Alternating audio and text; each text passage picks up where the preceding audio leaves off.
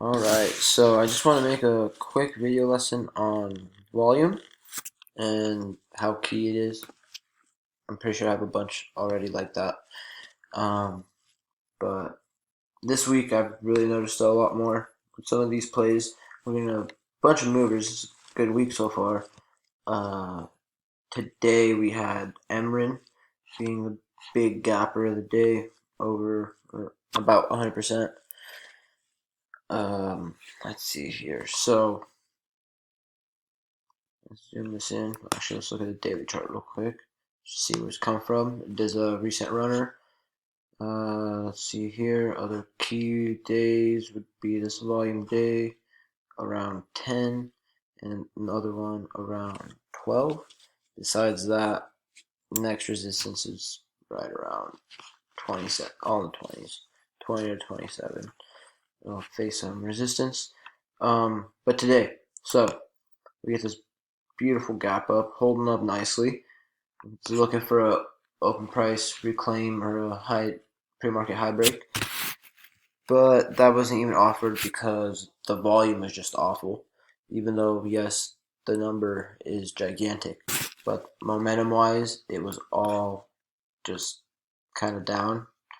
You can see here, majority of the day it's just selling.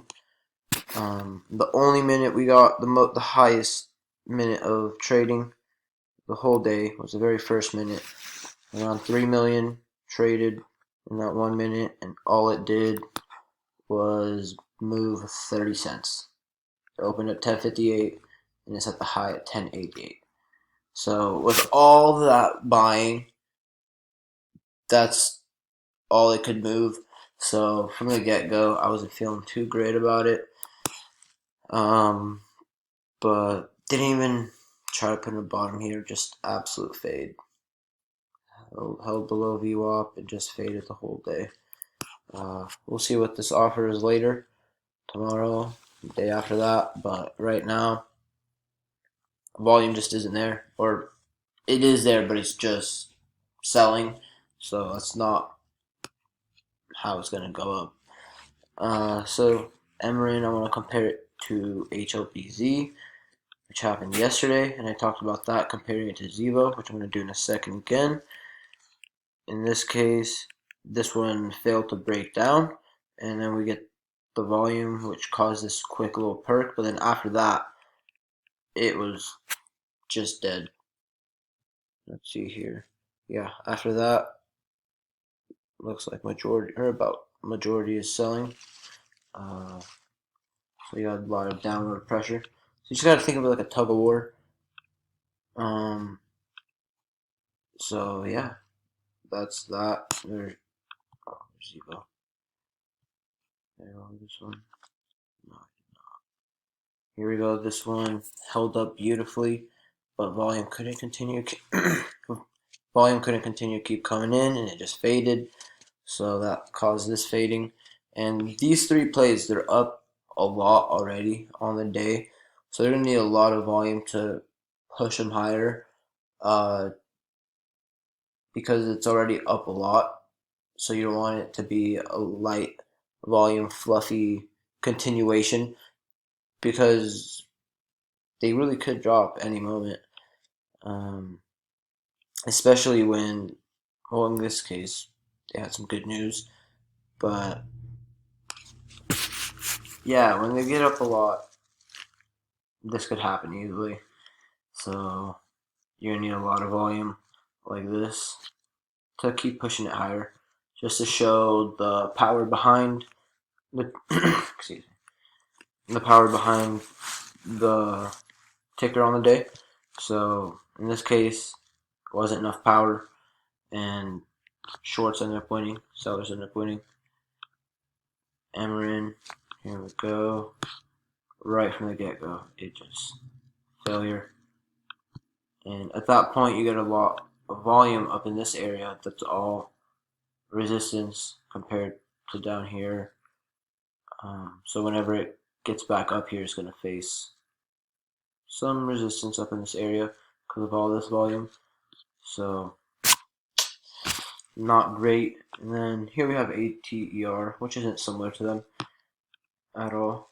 but besides them being spikers. Here we have the constant continuation of volume. Anytime it dips, it's dipping on lighter volume. So, and that's what I usually like, because that just shows first it's fading and there's not a lot of pressure behind it. So that's just showing there's not that many sellers, as well as well as the fact that it's still able to hold up on that volume and keep holding trend.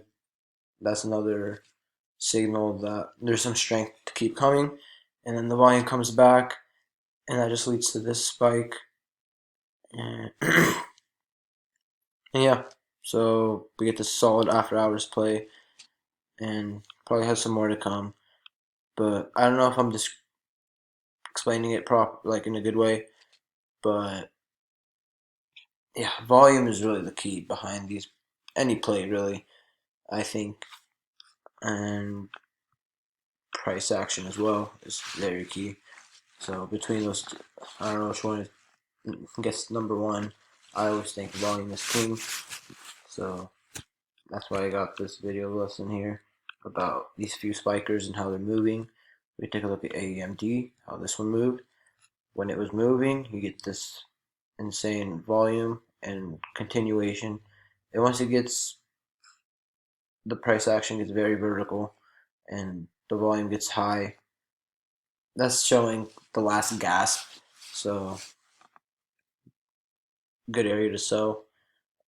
Unless volume ends up holding up and comes back, then it could keep holding up and heading higher. But in this case, volume ended up fading and a bunch of sellers came in and it couldn't do anything all day, and that's because no volume.